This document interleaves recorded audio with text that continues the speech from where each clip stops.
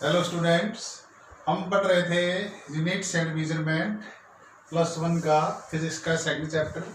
और उसमें हमने पहले यूनिट के बारे में डिस्कस किया था, फिर हमने लेंथ मेजरमेंट के बारे में डिस्कस किया था, और जो स्मॉल ऑब्जेक्ट हैं, जो ऑब्जेक्ट हमारे से बहुत दूर हैं, जो लार्ज ऑब्जेक्ट है उनकी जो लेंथ है वो कैसे मापते हैं वो हमने डिस्कस कर लिया था। अलग अलग जो मेथड डायरेक्ट इनडायरेक्ट वो हमने डिस्कस किए थे।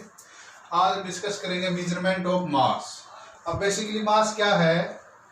मास जो मैटर है उसकी एक बेसिक प्रॉपर्टी है। Mass is the basic property of matter. Basically जो ऑब्जेक्ट है उसमें मैटर की कितनी क्वांटिटी है, ज़्यादा क्वांटिटी होगी तो ज़्यादा मास होगा, कम क्वांटिटी होगी तो कम मास होगा। So the quantity of matter contained in the body is called मास। जो कॉमन ऑब्जेक्ट है हमारे पास उनका मास हम कैसे मापते हैं? आपको याद हो, आपने देखा भी होगा कई बार, जो तराजू होती है जिसको हम बोलते हैं कॉमन बैलेंस, तो उससे मास मापते हैं। आजकल डिजिटल बैलेंस जो है उनसे भी आप कॉमन ऑब्जेक्ट का मास माप सकते हैं। लार्ज मासेस जैसे mass of sun, mass of star, mass of planet, वो हम ग्रेविटेशनल जो मेथड है उससे हम मेजर करते हैं। Newton law of gravitation use करके हम जो लार्ज ऑब्जेक्ट है उसका मास माप सकते हैं। जो small particle like proton, neutron, electron etcetera, इनका मास मापने के लिए हम एक और स्पेशल टेक्निक यूज करते हैं, it is called mass spectrograph. तो ये आप मास स्पेक्ट्रोग्राफ के बारे में हायर स्टडीज में डिस्कस करेंगे। जो मास की रेंज हमारे पास, जो स्मॉलेस्ट जो पार्टिकल है जिसका मास है 10⁻⁻³ kg, इनफैक्ट ये इलेक्ट्रॉन है। इलेक्ट्रॉन का मास होता है 9.1 10⁻⁻31 kg, तो अप्रोक्सीमेटली राउंड ऑफ करके 10⁻⁻30 kg लिख देते हैं। और जो यूनिवर्स है उसका मास है 10⁻55 kilogram.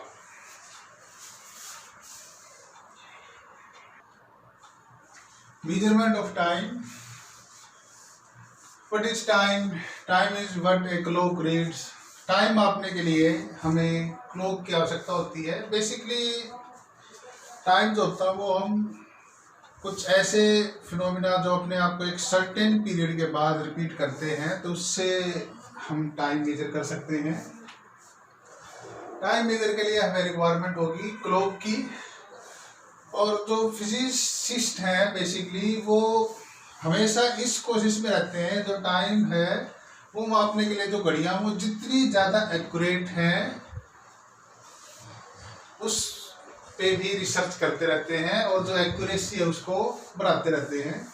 So physicist try to develop clocks of extreme accuracy so that time interval can be measured precisely and can be compared with other time. So आपके मन में एक क्वेश्चन आता है, why such accuracy is needed? तो आप काफी surprise होंगे ये जान के कि यदि टाइम जो क्लॉक्स हैं यदि ये इतनी ज्यादा एक्यूरेट न हो तो जो जीपीएस सिस्टम हमारा global positioning system, GPS mean global positioning system, जो वर्ल्ड वाइड नेविगेशन के लिए इतना ज़्यादा इम्पोर्टेंट है। आप फटाफट आप जीपीएस ऑन करके आप लोकेशन भर देते हैं, लोकेशन शेयर कर सकते हैं किसी दूसरे के साथ, तो उसका एड्रेस ढूंढने में आजकल इतनी ज़्यादा दिक्कत नहीं आती। और आजकल गूगल मैप पे सारे एड्रेस सेट हैं, तो आपको कहीं भी जाना हो आप फटाफट अपना फ़ोन निकालेंगे, उस पर जीपीएस ऑन करेंगे, उसमें लोकेशन देखेंगे, आपको कहाँ जाना उसको भर देंगे, और जो फ़ोन है वो आपको अपने आप ले जाएगा उस लोकेशन पे। तो ये जो सारा सिस्टम है ग्लोबल पोजिशनिंग सिस्टम, वो इसी चीज़ पे आधारित है जो क्लॉक है वो कितनी ज़्यादा एक्यूरेट है। यदि इतनी ज़्यादा एक्यूरेट क्लॉक नहीं होती तो ये जीपीएस इतना ठीक से काम नहीं कर पाता। और जो एक्यूरेट क्लॉक है बेसिकली वो होती हैं सीजीएम की, दे आर वेरी एक्यूरेट। और इसमें 10⁻13 सेकेंड में 1 पार्ट का एरर होता है। यानी यदि सीजीएम एटॉमिक क्लॉक है उसको यदि हम 1 साल चलाएं तो 1 साल चलने के बाद उसमें जो एरर आएगा वो आएगा 0.00003 सेकेंड का, यानी 3 माइक्रो सेकेंड भी आप कह सकते हैं। तो इतनी ज़्यादा एक्यूरेट है ये। इंडिया में जो ये रिस्पॉन्सिबिलिटी है क्लॉक की, वो नेशनल फिजिकल लेबोरेटरी जो कि दिल्ली में है, तो वो इसको देखती है, और जो इंडियन स्टैंडर्ड टाइम, जो इंटरनेशनल स्टैंडर्ड टाइम है, उसके साथ उसको कोऑर्डिनेट करती रहती है।